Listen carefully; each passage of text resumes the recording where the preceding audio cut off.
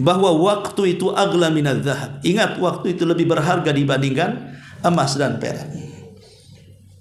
Dan waktu ini yang menentukan hari setelahnya. Apakah hari esok senang ataukah hari esok susah, tergantung hari ini. Dia menentukan hari esoknya. Makanya kenapa Allah mengatakan ya ayyuhalladzina amanu taqullaha faltanzur nafsun ma qaddamat lighad. Wahai orang-orang yang beriman, bertakwalah kepada Allah. Hendaklah tiap-tiap jiwa itu melihat amal apa saja yang sudah diamalkan untuk persiapan esok hari. Jadi yang sekarang itu menentukan besok, besok menentukan lusanya, lusa menentukan setelah lusanya, dan begitu seterusnya. Inilah diantara nasihat seputar tahun baru.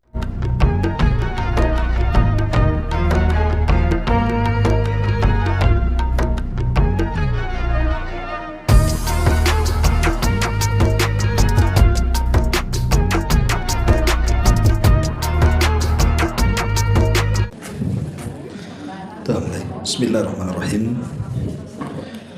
Assalamualaikum warahmatullahi wabarakatuh. Alhamdulillah, wassalatu wassalamu ala rasulillah, wala hawla wala quwata illa billahi wa ba'd. Alhamdulillah, segala puja dan puji hanya milik Allah subhanahu wa ta'ala. Salawat dan juga salam kita hadiahkan kepada Rasul kita Nabi besar Muhammad sallallahu alaihi wa alihi wasallam. Pembahasan di siang hari ini, karena kita bertepatan dengan bulan Januari, sekarang tanggal 4, artinya sudah berlalu 3 hari dari tahun baru Masehi. Tentu bagi kita kaum muslimin, tahun baru Masehi tidak sama dengan tahun baru Hijriah, karena umat Islam punya penanggalan sendiri, sebagaimana orang di luar dari Islam juga punya penanggalan sendiri. Cuman masalahnya karena di negeri kita ini undang-undang yang berlaku tidak menggunakan kalender Hijriah, tapi menggunakan kalender Masehi.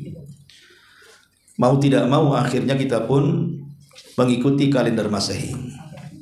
Apalagi gajiannya juga pakai Masehi.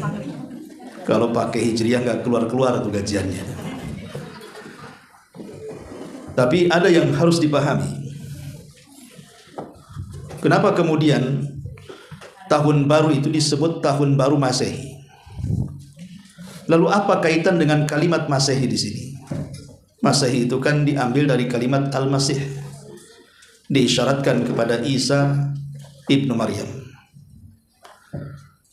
Sebenarnya kalau kita menggali sedikit sejarah sebelum kita mengambil pelajaran renungan di bulan Januari ini, sedikit kita akan mengupas sejarah. Kita tahu bahwa kaitan tahun baru dengan kalimat Masehi, sebenarnya munculnya kalender Masehi ini itu jauh sebelum orang-orang Nasrani membuat kalender. Artinya perkalenderan ini sudah ada sejak zaman Romawi kuno. Dan agama Romawi kuno itu bukan beragama Nasrani. Mereka para penyembah dewa. Konon katanya dulu ada seorang raja namanya Julian, atau dikenal dengan Kaisar Julian. Kaisar Julian inilah yang pertama kali membuat kalender.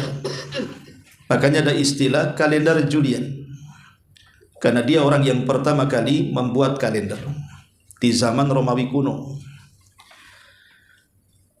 Lah, diambil dari bulan Januari, karena orang dulu nama-nama bulan itu biasanya dikait-kaitkan dengan nama dewa. Makanya setiap awal tahun mereka akan membuat persembahan kepada dewa mereka. Lah kemudian kalender Julian ini akhirnya disadur oleh orang-orang setelahnya. Ada seorang pendeta, seorang padri di zaman itu, namanya Gregorius, itu berusaha memperbaiki kalender Julian ini. Maka muncullah kalender Gregorian. Lah dari sini kemudian belakangan disadur oleh PBB. Maka setiap negara yang ikut serta dalam PBB, mau tidak mau mereka harus mengikuti kalender yang dikeluarkan oleh pihak Vatikan. Makanya kemudian tersebarlah kalender Masehi ini ke seantero dunia. Termasuk dulu yang tidak menerima kalender ini di masa Turki Utsmani. Orang Turki menolak di zaman itu. Tapi ketika Perang Dunia Pertama, kebetulan Turki ini bergabung dengan negara-negara inti, tapi justru kemudian dikalahkan. Dan itulah terjadi keruntuhan Turki Utsmani setelah Perang Dunia Pertama. Lah ketika Turki terpuruk dengan persenjataan, karena di zaman itu zaman perang, akhirnya mau tidak mau minta bantuan kepada Inggris, karena waktu itu Inggris sangat kuat sekali. Lah salah satu syarat bolehnya bantuan ini diserahkan kepada Turki Utsmani dengan cuma-cuma tidak mungkin, pasti ada syaratnya. Lah salah satu syaratnya adalah dengan merubah kalender Hijriah menjadi Masehi. Sehingga akhirnya kemudian kalender ini menguasai negara Islam. Jangan negara Indonesia ya, negara Islam. Seperti Turki Utsmani ketika tumbang juga menjadi beberapa negara sampai hari ini. Hanya beberapa negara yang masih memberlakukan kalender Hijriah. Tapi mayoritas semua negara satu dunia ini mereka mengacu kepada kalender Masehi. Inilah kekalahan kaum muslimin dalam dunia kalender ini. Harusnya kita ini mengacu kepada Hijriah. Bahkan sayangnya atau sangat disayangkan, kita orang-orang yang sudah tua saja kadang-kadang lebih hafal bulan-bulan Masehi dibandingkan bulan-bulan Hijriah, kecuali Ramadan. Kalau Ramadan semua hafal. Ramadan, Syawal. Kalau selain dua itu udah bingung tuh nyusunnya tuh. Ya. Karena ya tidak pernah diajarkan dan tidak pernah diperlihatkan kalender itu. Lah inilah sekelumit dari sejarah kenapa kemudian disebut Masehi. Karena disadur dari Kaisar Julian, kemudian diresmikan oleh Vatikan oleh seorang pendeta yang bernama Gregorius tadi. Makanya kemudian dinasabkan kepada Masehi. Ma'asyiral muslimin wal muslimat rahimani wa rahimakumullah. Sebenarnya Julian kalender ini mereka membuat ulang tahun di zaman itu. Jadi setiap 1 Januari oleh Kaisar Julian ini mereka mengadakan semacam ritual ulang tahun. Dan mereka menyembah dewa yang memiliki 2 muka. Muka ke belakang dan muka ke depan. Seolah-olah Januari ini mengakhiri dari akhir tahun dan mengawali awal tahun. Jadi muka ke belakang berarti meninggalkan tahun, dan muka ke depan berarti menyongsong tahun baru. Itulah acara pertama yang dilakukan oleh Kaisar Julian di zaman itu, melakukan ulang tahun dalam rangka menghadapi tahun baru dengan cara memberikan persembahan kepada dewa yang memiliki 2 wajah. Maka dari sini kita bisa tarik kesimpulan bahwa setiap acara yang bersifat Id, ulang tahun yang terulang, karena kan definisi Id itu harus mengikuti 3 kriteria. Pertama, harus ada pengulangan setiap tahun. Yang kedua, ada acara kumpul-kumpul manusia di situ. Dan yang ketiga, ada acara ritual khusus yang dilakukan. Contoh dalam Islam, ada namanya Idul Fitri dan Idul Adha. Idul Fitri dan Idul Adha pantas dikatakan Id karena terulang setiap tahun. 1. Yang kedua, karena di hari raya itu terkumpul banyak orang. 2. Yang ketiga, dan di 2 hari raya itu ada ritual khusus. Pertama sholat Id, baik Idul Adha atau Idul Fitri. Kalau Idul Adha ada tambahan ritual kurban. Maka Islam ketika merayakan Id, baik Adha ataupun Idul Fitri, berarti di dalamnya ada keyakinan agama. keyakinan agama. Maka saya katakan semua hari raya yang dilakukan oleh semua agama, seperti yang ada di negeri kita lah contohnya, seperti Natal, ataupun mungkin tahun baru Imlek, ataupun tahun baru Saka, ya, ataupun apalah tahun baru Masehi, itu tidak mungkin tidak ada keyakinan di dalamnya. Pasti ada keyakinan. Mustahil kalau tidak ada keyakinan. Contoh umpamanya Natal saja. Kenapa orang kemudian merayakan Natal? Bagi orang-orang Nasrani yang merayakan Natal, mereka meyakini bahwa 25 Desember itu kelahiran Isa Al-Masih. Dan mereka meyakini bahwa Isa itu adalah anak Tuhan, dan Isa itu berada di tiang saliban. Inilah kenapa kita umat Islam tidak mau mengucapkan hari Natal. Karena kalau kita mengucapkan selamat hari Natal kepada saudara kita non-muslim dari kalangan Nasrani, mau tidak mau kita dipaksa untuk meyakini 3 perkara ini.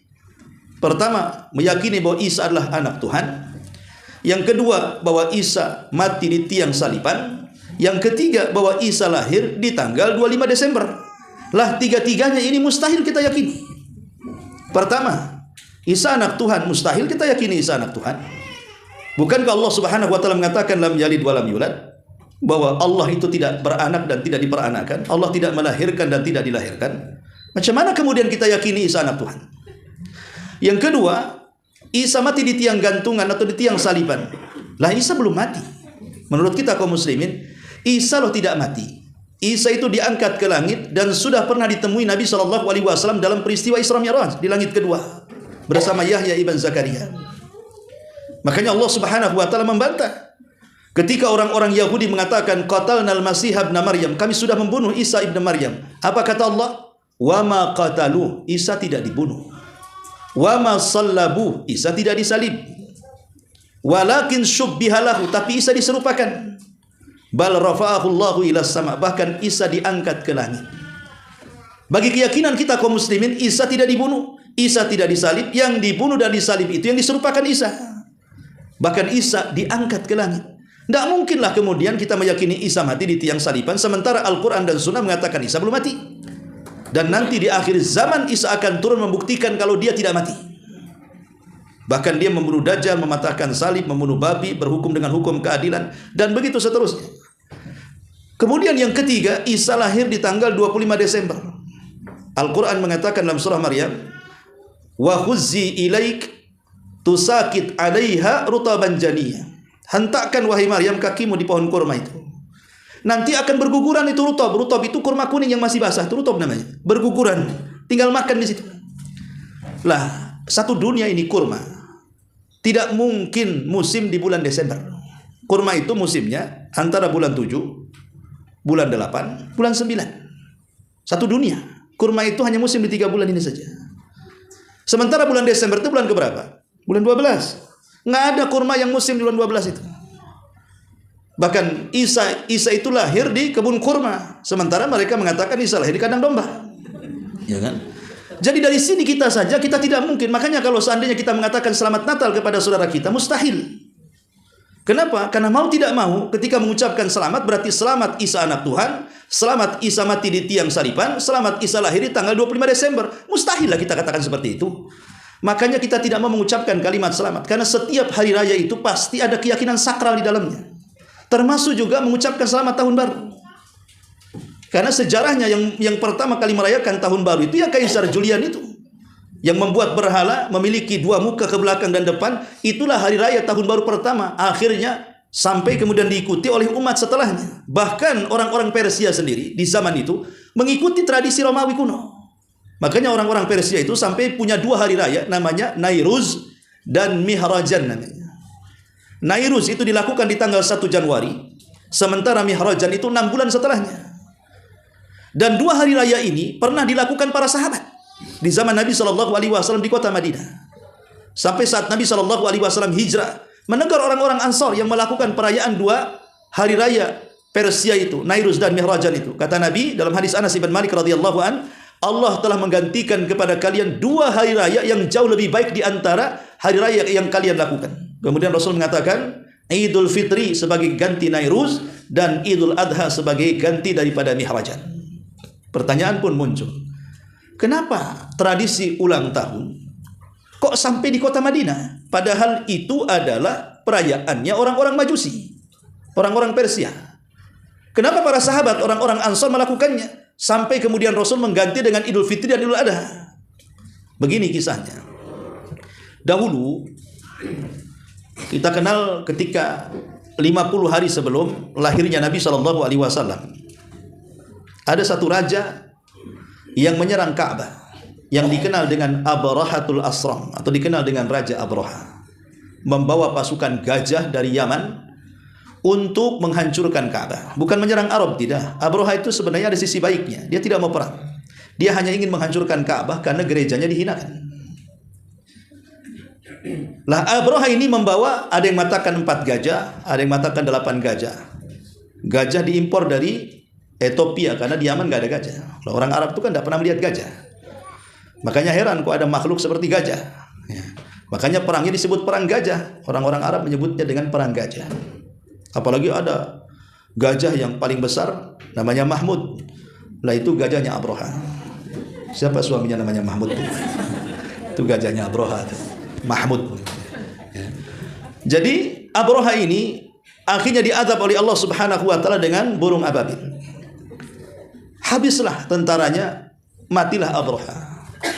Kemudian Abraha meninggal, diganti oleh anaknya namanya Masruq. Tapi nggak lama, 2 bulan meninggal. Kemudian diganti oleh adiknya namanya Masruq, putra Abraha. Di zaman Masruq putra Abraha ini terjadi pemberontakan yang dilakukan oleh raja Arab dari keturunan Himyar, namanya Saif ibn Diyazan. Raja Himyar terakhir nama Saif ibn Diyazan ini, dia tidak suka memang dengan Abraha yang sudah menjajah bertahun-tahun Yaman sampai kepada anaknya, sehingga dia memprovokasi orang Arab untuk memberontak. Tapi karena kekuatan tidak ada, apa daya, cobalah dia lari ke Romawi, minta bantuan. Lah Romawi dengan Ethiopia sama-sama agama Nasrani, mana mau bantu. Akhirnya kemudian Saif ibn Diyazan gagal meminta pertolongan kepada Romawi, datang dia ke Persia. Persia penyembah api, ya. Sementara Abraha ini sama dengan Romawi, Nasrani. Mau. Maka terjadilah pemberontakan. Setelah terjadi pemberontakan dibantu oleh orang-orang dari Persia, berhasillah Saif ibn Diyazan ini mengusir orang-orang Ahbash, orang-orang Ethiopia yang ada di Yaman, dan dikembalikan kepada kerajaan Himyar. Lah sejak itulah akhirnya Persia yang menjajah Yaman. Persia akhirnya menjajah Yaman kan, karena orang-orang Ethiopia sudah pergi, sekarang yang pegang orang Persia.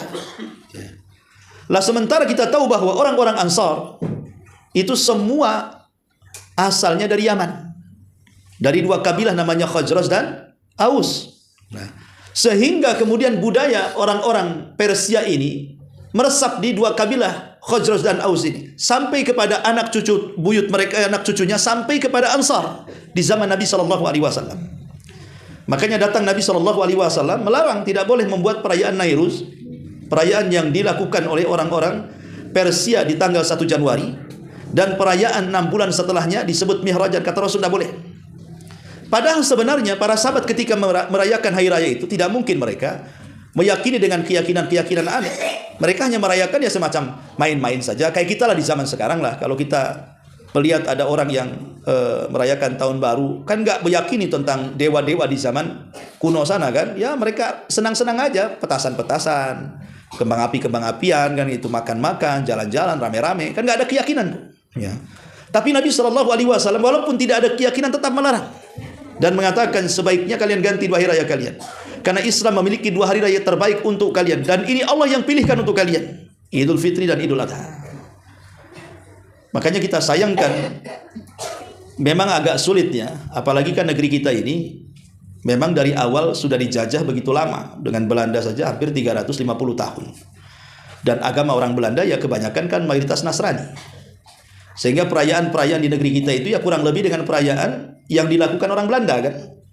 Perayaan hari raya, ulang tahun, tahun baru, Natalan dan yang semacamnya kan gitu. Itu kan sudah ratusan tahun yang silam. Lah kita umat Islam ini kalau untuk menghapus budaya-budaya seperti itu kayaknya berat sekali. Karena sudah mengakar dan mengurat, bagaimana sudah 350 tahun. Indonesia merdeka saja 70-an kan itu. Masih lama periode jajahan Belanda. Sehingga yang paham terhadap sunnah Nabi SAW, maka dari sekarang robahlah. Jangan terus terjajah dengan budaya-budaya di luar daripada Islam. Tampakkan kemuliaan Islam itu, bahwa Januari tahun baru Masehi itu hanya perpindahan tahun saja. Sama dengan perpindahan hari Senin ke Selasa, Selasa ke Rabu, Rabu ke Kamis, Kamis ke Jumat, Jumat ke Sabtu, Sabtu ke Ahad, balik lagi ke Senin, Senin Selasa. Hanya seperti perpindahan hari. Sama juga dengan perpindahan pekan, hilang pekan, datang pekan yang lainnya. Kemudian berlalunya pekan, datang bulan, hilang bulan, datang bulan yang lainnya lagi. Berlalunya bulan, datang tahun, tahun berlalu, datang tahun yang lainnya lagi. Sebenarnya itu hanya sekedar matahari terbit dari timur, kemudian terbenam ke barat. Hanya itu saja yang terulang. Makanya Allah Subhanahu wa taala mengatakan, "Huwallazi ja'ala al-laila wan-nahara khilfatan liman arada an yadzakkara aw arada syukura."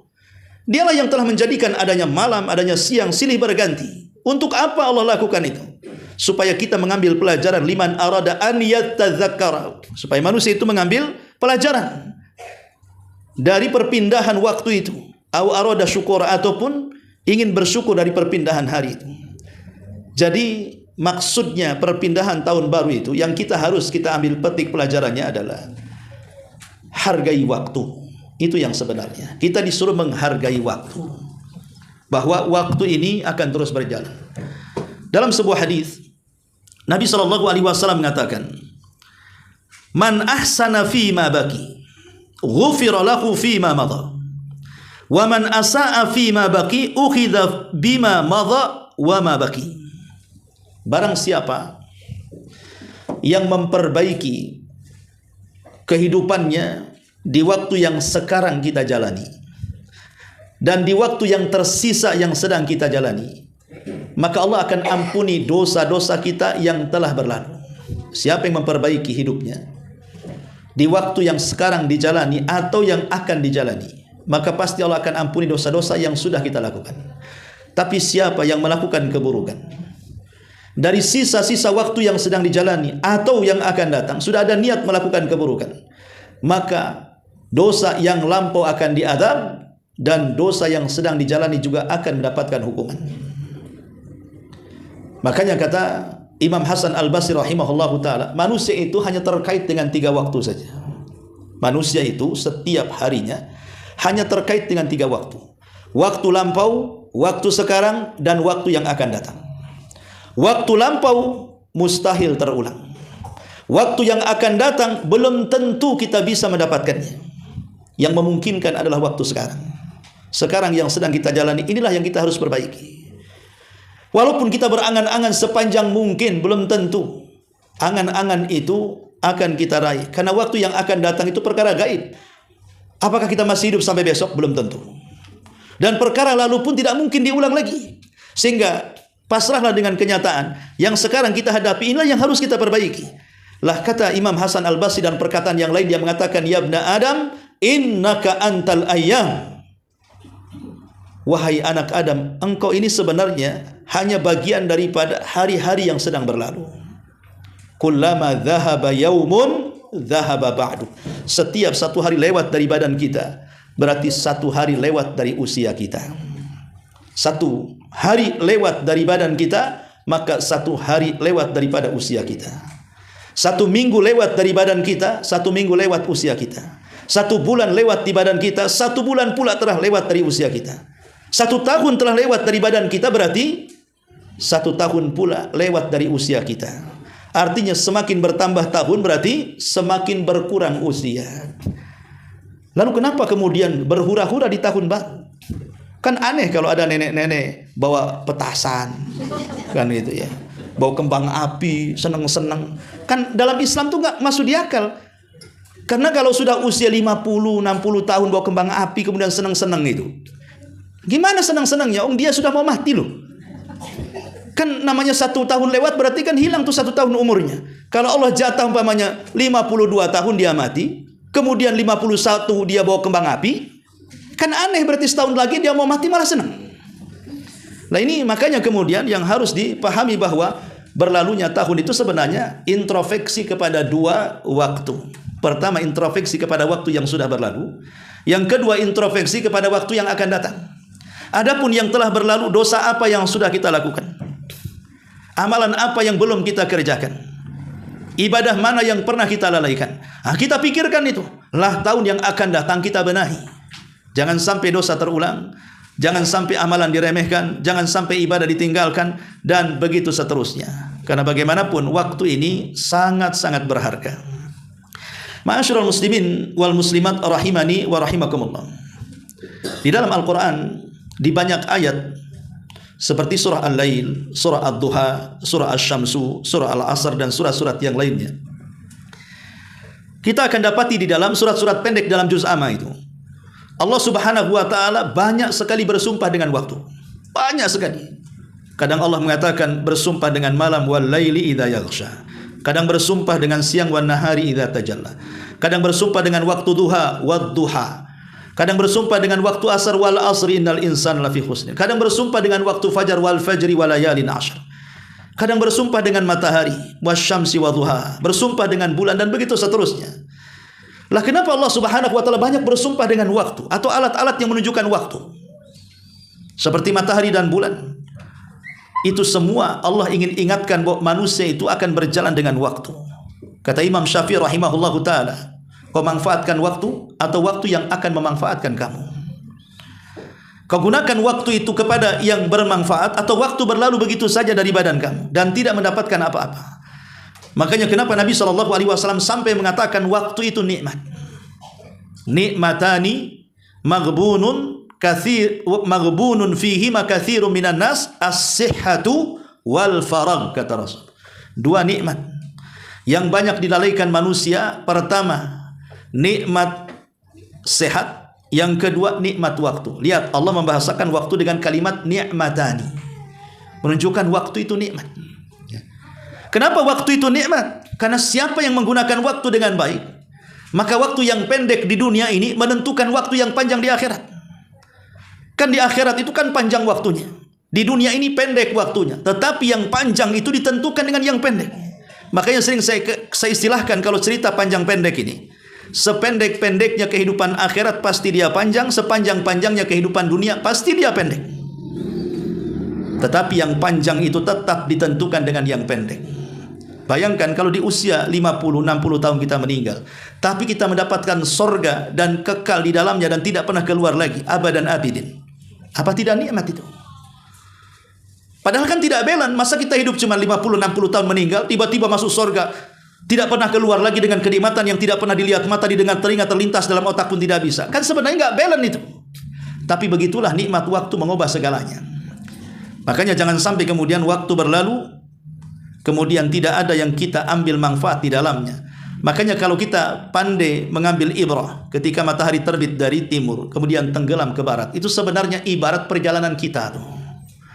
Bahwa kita ini terlahir seperti terbitnya matahari dari timur dan akan meninggal seperti terbenamnya matahari ke arah barat. Itu kan pelajaran bahwa manusia itu ada awal dan ada akhir. Dari mana kita datang dan kemana kita pergi, itu semua akan ada dan akan kita lalui. Makanya kenapa Allah subhanahu wa ta'ala sering mengatakan la tarkabunna tabaqan an tabaq. Manusia itu akan berjalan dengan marhalah demi marhalah. Ada alam janin kita sudah pernah masuk. Sekarang alam dunia kita sedang mengikutinya, dan sebentar lagi ada alam kubur. Nanti juga ada alam barzah, ada alam akhirat dan alam-alam yang lainnya sampai masuk ke surga atau masuk ke neraka. Intinya dari semua pelajaran di bulan Januari ini, maka hargai waktu. Karena pertama, kekhususan waktu itu. Waktu ini sangat pendek. Waktu orang hidup di dunia ini sangat pendek. Lihat dengan bencana yang ada di Aceh, di Sumbar, di Sumut. Siapa nyangka orang yang sedang tidur, yang sedang main, tiba-tiba meninggal. Terkena hanyut, terkena timbunan runtuh, terkena hantaman gelondongan kayu, macam-macam. Menunjukkan bahwa rupanya dunia ini pendek. Yang kedua, bahwa sudah pendek, waktu ini akan berjalan dengan cepat. Karena dekatnya kiamat. Itu akan cepat itu. Tahu-tahu tar lagi duhur, asar, maghrib. Besok pagi bangun lagi, duhur lagi. Ya kan? Kayaknya waktu itu cepat sekali itu. Kalau di zaman dulu waktu itu lama. Makanya kenapa para ulama dulu sampai mengarang buku berjilid-jilid padahal usia mereka masih muda. Contoh Imam Nawawi. Itu meninggal di usia 40 tahun. Tapi karyanya itu kayaknya mustahil kalau dikarya, ditulis di orang sekarang dengan karya ilmiah berjilid-jilid, itu membutuhkan mungkin sampai 50, 60 tahun itu waktunya. Umurnya itu baru bisa menciptakan karya sehebat itu. Tapi kenapa di usia muda dia sudah berkarya berjilid-jilid? Boleh jadi mungkin karena zaman dulu waktunya lama. Mungkin kalau dari pagi ke zuhur itu lama, sehingga mungkin kalau nulis bisa berlembar-lembar gitu ya. Kalau makin kesini itu kan makin cepat itu. Ya, perasaan dulu masih kecil remaja, sekarang sudah tua, pas ngaca takut banyak ubannya kan gitu ya. Jangan ntar lagi mau dijemput malakul maut kan itu. Artinya bahwa sudah pendek, cepat pula tuh waktu itu. Itu khususannya tuh. Kemudian yang ketiga, sudah pendek, cepat, dan waktu tidak bisa diulang. Waktu tidak bisa diulang. Yang sudah berlalu tidak mungkin diulang. Kemudian yang keempat, bahwa waktu itu aghla minadz dzahab. Ingat, waktu itu lebih berharga dibandingkan emas dan perak. Dan waktu ini yang menentukan hari setelahnya. Apakah hari esok senang ataukah hari esok susah, tergantung hari ini. Dia menentukan hari esok. Makanya kenapa Allah mengatakan, ya ayyuhalladzina amanu taqullaha faltanzur nafsun ma qaddamat lighad. Wahai orang-orang yang beriman, bertakwalah kepada Allah. Hendaklah tiap-tiap jiwa itu melihat amal apa saja yang sudah diamalkan untuk persiapan esok hari. Jadi yang sekarang itu menentukan besok. Besok menentukan lusanya. Lusa menentukan setelah lusanya. Dan begitu seterusnya. Inilah diantara nasihat seputar tahun baru. Tapi ada 3 perkara, kata ulama, kalau kita berada di tahun baru. Pertama, berdoalah kepada Allah agar kita tetap istiqomah. Karena biasanya zaman berlalu itu fitnahnya jauh lebih berat dibandingkan sebelumnya. Makanya Anas bin Malik radhiyallahu anhu mengatakan, sayati alaikum zaman walladzi ba'dahu syarru minhu. Akan datang kepada kalian zamannya di mana setelahnya jauh lebih buruk daripada sebelumnya. Maka tahun 2025 dengan 2026 itu fitnahnya lebih dahsyat 2026. Nanti kalau 2027 lebih dahsyat lagi. 2028 lebih dahsyat lagi. Jadi makin jauh zamannya, maka fitnahnya makin dahsyat lagi. Maka berdoalah kepada Allah agar kita bisa istiqomah menatap tahun ke depan, karena fitnahnya akan lebih berat lagi. Yang kedua, selain daripada berdoa agar kita istiqomah, bersyukur kepada Allah. Kenapa bersyukur? Karena kita masih bisa hidup di tahun ini. Di tahun 2026 kita masih bisa hidup. Karena saudara-saudara kita sudah banyak yang mati. Atau mungkin saudara-saudara kita yang banyak yang sakit, atau saudara-saudara kita banyak yang tumbang ekonominya. Tapi kita masih bisa berdiri tegak di Januari tahun 2026. Maksudnya bersyukur, kalau dulu mungkin di tahun kemarin kita jahat dan kita masih hidup di tahun ini adalah kesempatan bertobat. Kalau dulu kita ini mungkin baik, banyak beramal, dan kita masih hidup di tahun ini, berarti kita masih ada kesempatan untuk menambah amalan. Makanya kita bersyukur kepada Allah Azza wa Jalla. Kemudian yang terakhir, gunakanlah di tahun baru ini untuk mempererat hubungan kita dengan Allah yang disebut dengan hablum minallah, dan mempererat hubungan dengan manusia. Karena bagaimanapun keberkahan hidup ini digantungkan dengan hubungan antar manusia. Suami dengan istri, orang tua dengan anak, seseorang dengan tetangga, seseorang dengan temannya. Ini kalau hubungan kita baik, suami istri baik, anak kepada orang tua dan orang tua kepada anak baik, seseorang kepada tetangga baik, maka disitulah letak keberkahan hidup di dunia ini. Tapi coba orang bertengkar, jangankan bertengkar dengan orang banyak, suami istri bertengkar saja, itu stresnya sampai ubun-ubun kepala tuh. Sholat aja nggak khusyuk, mana mau khusyuk? Ya, kalau dia lagi emosi, yang dipandang istrinya kayak setan, atau suaminya kayak genderuwo, nggak bisa. Ya, mau sholat nggak ini nggak itu. Itu dua hubungan saja kalau retak itu nggak akan berkah hidup itu. Apalagi kemudian anak dengan orang tua, kemudian orang tua dengan anak, ditambah-tambah tetangga kurang ajar, makin lagi repot hubungan nanti. Maka ini tahun baru, pererat hubungan silaturahim dengan sesama keluarga, rekan, kerabat, dan begitu seterusnya. Yang jelas kita berada di bulan Rajab. Tentu Rajab ini pas bertepatan dengan tahun baru. Artinya Rajab sebagai muqaddimah Ramadan, perbanyak amal saleh di bulan Rajab, pertahankan di bulan Sya'ban, dan kita akan memetik hasil di bulan Ramadan. Makanya ada doa yang sering dipanjatkan orang awam, Allahumma barik fi Rajabina wa Sya'bana wa ballighna Ramadan. Ya Allah, berkahi di bulan Rajab kita kemudian berkah di bulan Sya'ban kita, dan kita bisa sampai di bulan Ramadan. Wallahu a'lam bishawab. Sebelum saya tutup, kalau ada yang bertanya silakan. Iya. Assalamualaikum warahmatullahi wabarakatuh. Waalaikumsalam warahmatullahi wabarakatuh. Izin bertanya Ustaz. Baik. Kita sering diucapkan selamat tahun baru, dan itu yang mengucapkan bahkan kaum muslimin dan muslimat juga gitu, maksudnya kaum Islam. Nah itu bijaknya kita untuk menjawabnya itu seperti apa. Kemudian yang kedua, banyak juga di kalangan kita yang keluarga maupun saudara-saudara juga masih mengadakan acara bakar-bakar atau merayakan hari tahun baru itu, tapi mereka seperti yang Ustaz bilang tadi bukan meyakini Yesus atau apa segala macam, hanya untuk merayakan itu. Nah, untuk menghindari hal seperti itu kita menjawabnya seperti apa Ustaz? Terima kasih. Ya, alhamdulillah. Al-Imam Ibnul Qayyim rahimahullah ta'ala ketika menjelaskan tentang hukum tahniah, bagaimana hukum tahniah. Tahniah itu artinya mengucapkan selamat tahun baru, selamat Natal, selamat yang lainnya gitu ya. Maka beliau mengatakan haram bittifaq. Haram bil ittifaq. Haram hukumnya berdasarkan kesepakatan ulama. Kalau dikatakan kesepakatan berarti bukan majal ikhtilaf dan ijtihad. Ini bukan masalah khilaf ulama. Ini bukan masalah ijtihad ulama. Ini sepakat ulama. Ya haram gitu maksudnya, tidak boleh. Karena Islam itu kan tegas. Hukumnya dari zaman dulu sampai sekarang sampai kiamat pun tidak akan berubah hukumnya. Kalau sudah haram ya haram, tidak mungkin haram jadi halal atau sebaliknya halal jadi haram. Maka kalau kita sudah tahu hukumnya haram, maka kita tidak boleh mengucap kalimat itu. Bagaimana caranya orang yang mengucapkan selamat? Ya diamkan saja lah. Ya. Tidak usah kemudian kita ikut-ikut dengan manusia. Yang kedua, kalau masih ada acara-acara, ya buatlah acara-acara. Mungkin jangan di tanggal 1-nya yang bertepatan mungkin ya. Mungkin kita momennya karena diambil waktu liburnya, bukan karena ada perayaannya. Dan juga acara-acara itu bukan acara-acara yang di dalamnya pertama ada kemaksiatan. Seperti anak-anak muda di zaman sekarang, kalau sudah tahun baru itu sensus grafik perzinahan itu kan makin meningkat setiap tahunnya. Di tahun baru itu namanya kondom-kondom itu udah habis banyak, apalagi dijual pas dekat kasirnya lagi. Ini kan memicu perzinahan. Setiap tahun itu orang berzina di tahun baru itu luar biasa. Belum yang ikhtilatnya yang macam-macamnya.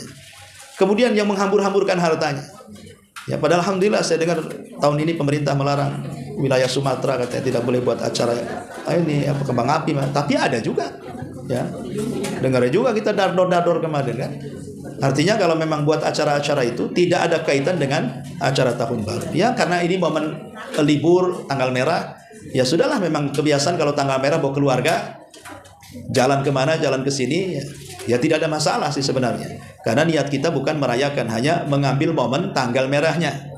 Karena kalau di hari-hari lain tidak libur. Ya, tapi kalau keluarga ada yang merayakan seperti itu, bakar-bakar ikan, ya kemudian setelah bakar ngantar ikan ke ibu, ya makan saja. Ya, nggak ada masalah kan gitu. Kita tidak ikut merayakan, tapi kecipratan namanya ya. Makan aja ikannya. Tapi jangan diyakini dan jangan ngarep-ngarep juga. Jangan ngintip-ngintip orang bakar, ngintip-ngintip gitu ya biar dikasih. Ya itu namanya ngarep. Nah, artinya kalau dikasih alhamdulillah, nggak ya udah, nggak kecewa gitu. Intinya bahwa ya sebisa mungkin kita hindari lah perkara-perkara seperti itu. Karena bagi kita pun walaupun tidak ada keyakinan sama sekali tentang keyakinan sakral agama luar, tapi bagaimanapun dengan merayakan itu, Rasul pernah melarang para sahabat agar meninggalkan. Padahal sahabat tidak mungkin meyakini keyakinan seperti Majusi, tapi Rasul tetap melarangnya. Kenapa Rasul melarangnya? Ya boleh jadi takutnya menjadi wasilah ke yang lebih parah. Takutnya mungkin orang tuanya nggak meyakini, nanti anak-anaknya setelahnya membuat hari raya yang jauh dari Islam, jauh dari generasi terbaik, akhirnya meyakini sesuatu. Apalagi sampai hura-hura, menghabiskan waktu, menghabiskan uang, dan lain sebagainya. Minimalnya kemungkarannya itu bisa, ya kalau begadang tengah malam, subuh lewat itu masalahnya. Ya kan, mesti subuh, mesti lewat tuh. Kalaupun pas subuh sholat itu sudah malas sholatnya, ngantuk-ngantuk itu biasanya. Wallahu a'lam. Ya, cukup subhanallah bihamdika, asyhadu an la ilaha illa anta astaghfiruka wa atubu ilaik. Allahu ta'ala alam. Assalamualaikum warahmatullahi wabarakatuh.